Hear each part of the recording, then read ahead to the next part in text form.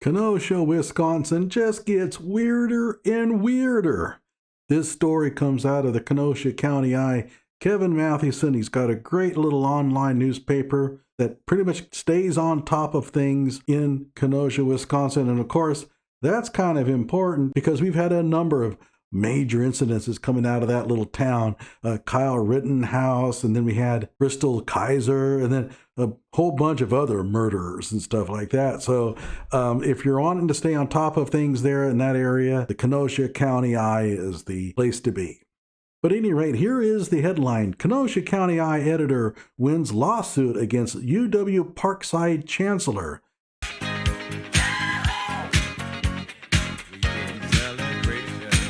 Okay, and the man on the left, that's Kevin Mathewson.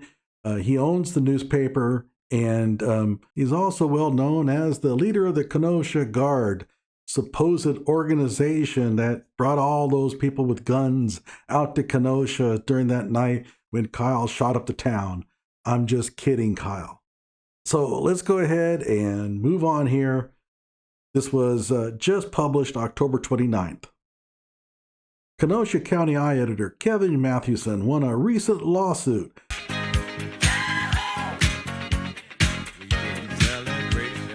against the UW Parkside, its chancellor, Debbie Ford, and its executive director of university relations, Tanette L. Friday afternoon. The lawsuit was filed because the university, under Ford's direction, withheld documents from Kenosha County Eye that it didn't legally have the authority to do. Why do universities do stupid things to get themselves sued? I just don't get it.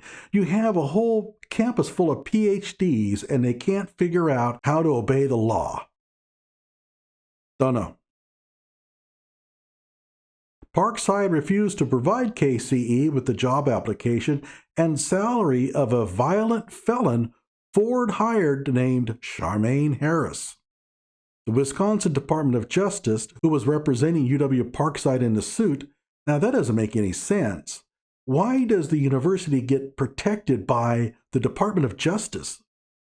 There seems to be something not right about that, but whatever. This DOJ agreed to immediately release the records, pay Mathewson's legal fees, and pay Mathewson statutory damages. I hope he got a lot of money. In turn, Mathewson agreed to formally dismiss the lawsuit. He stated, "While I take no joy in cashing a check from the taxpayers due to politicians like Ford breaking the law, suing is sometimes my only avenue to get access to public records," said Mathewson of the settlement. "I'm happy that the Assistant Attorney General who defended Parkside was reasonable and didn't waste more money fighting a losing scenario that the university put her in the middle of." Dangling preposition there, Kevin. Mathewson has won lawsuits or formal appeals to public records denials now 9 times, and one more is close to being decided. He successfully sued DA Michael Gravely twice. Way to go, Kevin.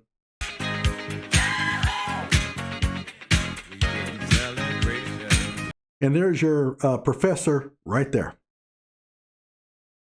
What we learned: Charmaine Harris is a local career criminal with many violent felony charges and other violent convictions. Boy, he sounds like the perfect candidate for a professor position. And by the way, when I say professor, it looks like he was hired as an adjunct professor, not a real professor. Okay. He made friends somehow with Kenosha's district attorney, Michael Gravely, while he was in prison. Because of this, Gravely is lobbying Wisconsin Governor Tony Evers to pardon Harris and his father, who recently was charged with repeated sexual assault of a child. Man, nice family. Does this not sound like Kenosha? Oh, man. Yeah, that sounds like a perfect professor candidate. Harris had his hearing recently and says he is expecting the governor to pardon him. Well, why not?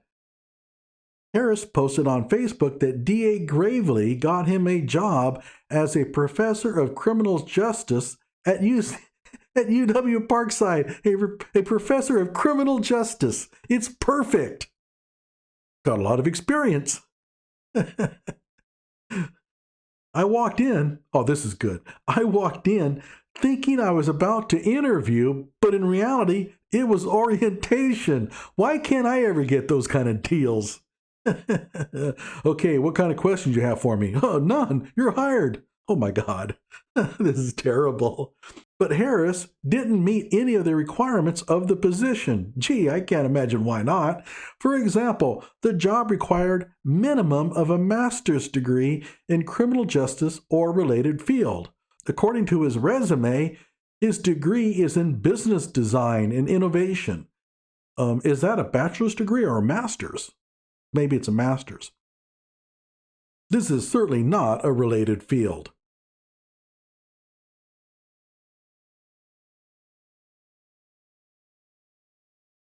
The job also requires knowledge of best practices in criminal justice and expertise in the content area of one or more available courses. Unless they count Harris's years behind bars, he doesn't meet this qualification. Oh, good one, Kevin. And there he is. That's D.A. Michael Gravely. By the way, I don't think Kevin mentioned it, but D.A. Michael Gravely is an associate lecturer where? UW Parkside. Perhaps the most shocking thing we learned about Harris and Parkside, he wasn't even required to fill out a job application. Oh, geez. You have got to be freaking kidding me. This means that UW Parkside has a violent multiple felon as a professor of Introduction to Criminal Justice. He's giving those students their introduction to criminal justice, all right, that didn't submit a job application or conduct a job interview. The recommendation of Mike Gravely was good enough for the ultra-liberal chancellor, Debbie Ford. Harris experienced his introduction to criminal justice as a juvenile when he was arrested, charged, and convicted of burglary. Makes $3,000 per semester. Yeah, he's just an adjunct.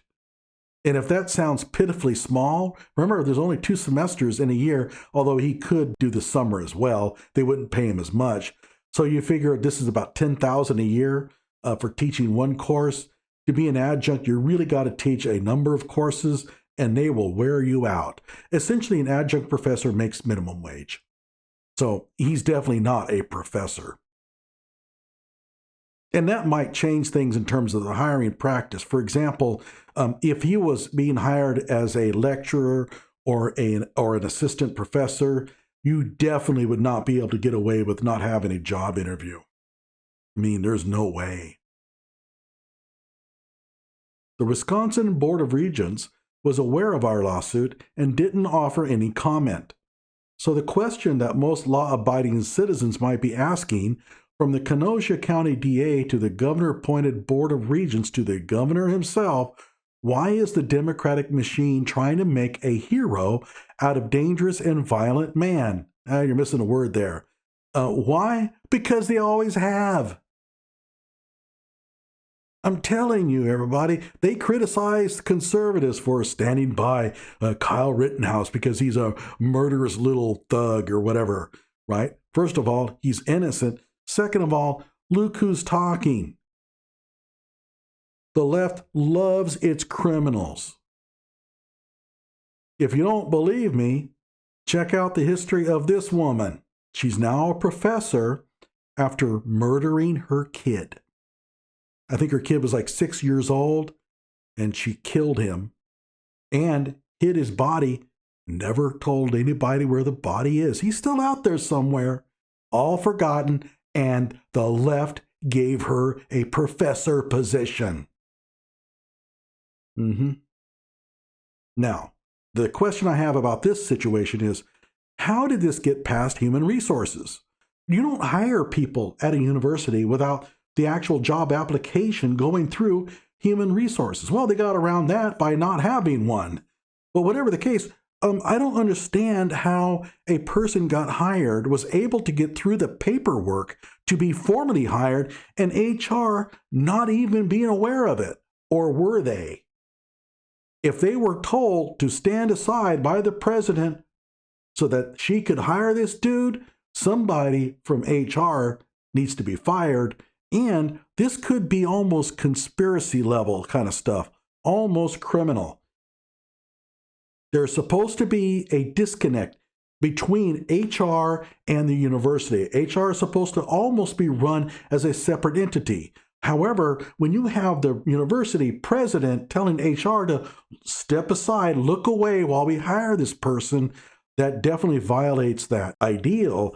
And quite frankly, that's really bad. Now, keep in mind, I don't know if that happened. But you know what? If I was Kevin, I would look into this a little bit more. I would like to know who approved the actual hiring of this person from human resources. Somebody has to sign off on it. The president can't. So somebody signed off on this. How they signed off without an actual interview process. Something is really bad here. And this is a great story to go to the college newspaper and say, hey, look what you guys got. This is great. They would jump all over this. So Kevin, contact the college newspaper and say, you got a great story brewing here. Let's work together. Like my videos, subscribe to my channel.